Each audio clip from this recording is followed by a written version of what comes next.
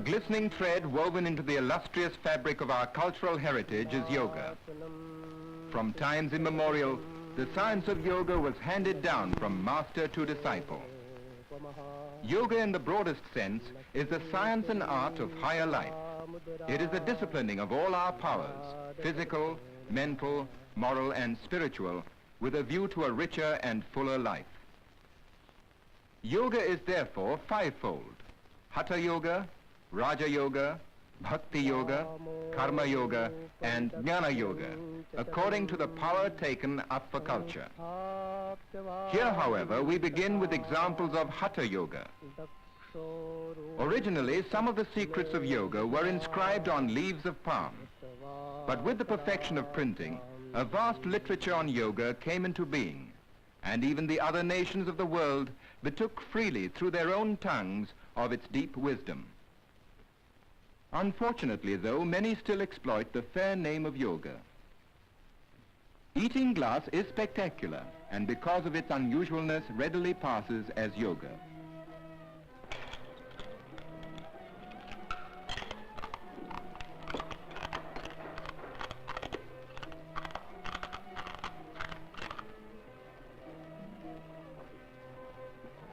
Any audience will watch such a feat in wide-eyed wonder, and more so when the performer follows it with undiluted nitric acid.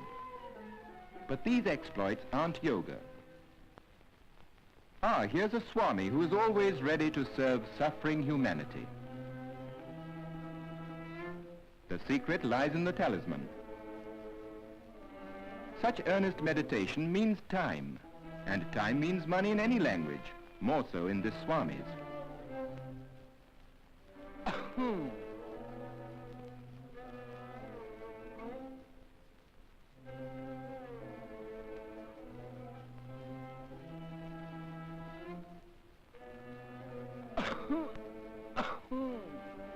It takes all sorts to make a world, and such acts have done much to discredit yoga. But the genuine followers of yoga are above such petty concepts, for there is no base materialism in yoga. It involves purification, concentration, control, dedication or sublimation of the respective power. The ultimate aim of yoga is to achieve purity and freedom of the spirit. Yoga then is the science of living a pure and healthy life, physically, mentally and spiritually. To help achieve this end, a set of physical exercises called asanas has been evolved, which can be followed by anyone of any age, race or creed.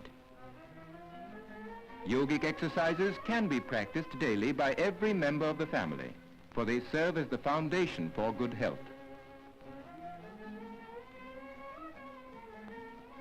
Practice the exercises in a clean and airy place.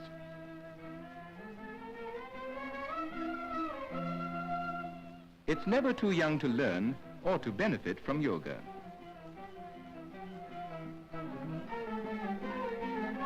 Here is a yoga institute in Bombay which still preserves the ancient traditions and caters to the needs of our countrymen. For the cure of specific ailments, one should seek guidance from an expert who will first carry out a detailed medical examination. Yogic asanas are divided into two principal groups: meditative and cultural.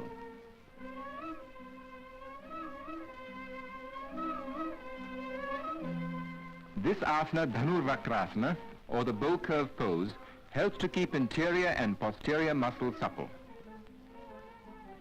The average man uses only 1/3 of his lung capacity. The expert measures the patient's lung power with a pneumatometer, after which he will be given the proper asanas to develop the use of his lungs and diaphragm. Without the guiding hand of an expert, a knowledge of yogic exercises can be obtained from a book. But such reading should not be taken too literally, for such knowledge may boomerang. Our friend here seems to be sticking pretty close to the printed page. No apparatus or implements of any sort are required to perform asanas.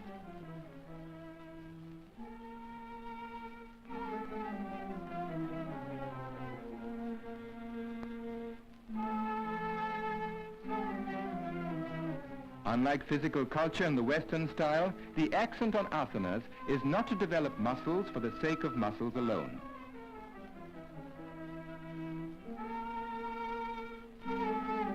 The aim of yogic asanas is not bodily strength, but the development of the internal organs without any strain whatsoever. The yoga mudra, through compression, stimulates the abdominal organs, and through maximum stretch of the spine, it adjusts the vertebrae and increases spinal circulation.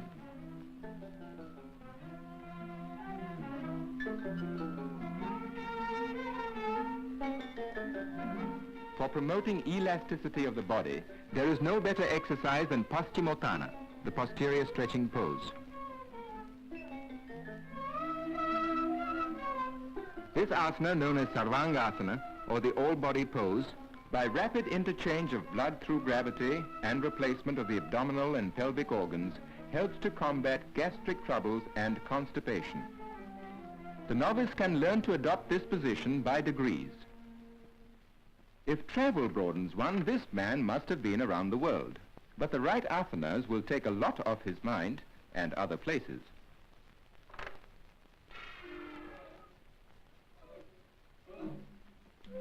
Even though of ancient origin, the daily practice of yogic exercises will benefit all who live in the modern world, no matter what profession we follow.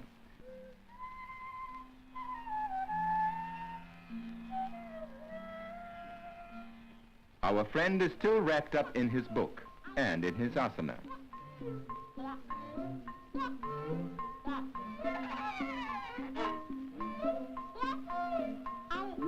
What he needs is a helping hand. Good, he has one to spare.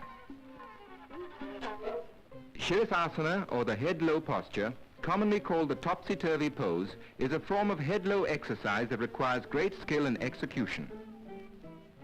Observe its execution carefully. It is, however, an asana that is extremely beneficial to persons suffering from constipation. The Shirashasana must be practiced in moderation by stages, first a few seconds and then gradually increased to 5 minutes.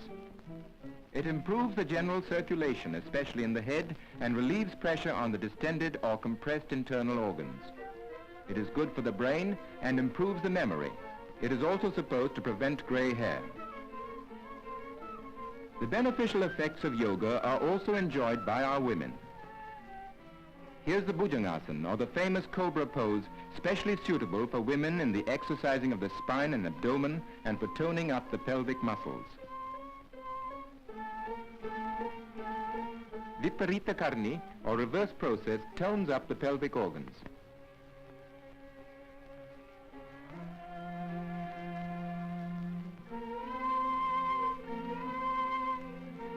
This exercise of Ardha Matsyendrasana is used as a lever for the lateral twists of the spine.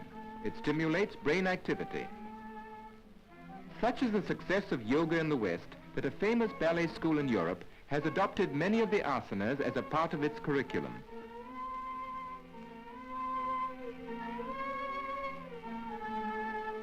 Suppleness of limb means also a corresponding suppleness of mind. Well, this is what comes of sticking too closely to the printed page. In other words, he's stuck. Ladies and gentlemen, the solution to this crossword, sorry, cross-leg, will appear in tomorrow's paper. The Shakti Chalana Mudra, or activating process, is excellent as an internal abdominal massage. By increased inhalation through yoga, the number of breaths per minute is decreased, which makes for longevity and calmness of mind, for the brain vibrates with every respiration. This is Bhastrika, or bellows breathing, which, by rapidly increasing the supply of oxygen, stimulates the respiratory tract and keeps it perfectly healthy.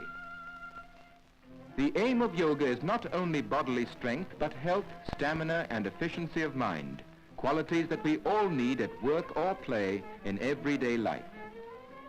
Students of yoga attain these qualities no matter how old they are or what they do. With physical and mental good health thus acquired, man can, with further training in yoga, attain the sublimity and freedom of his soul.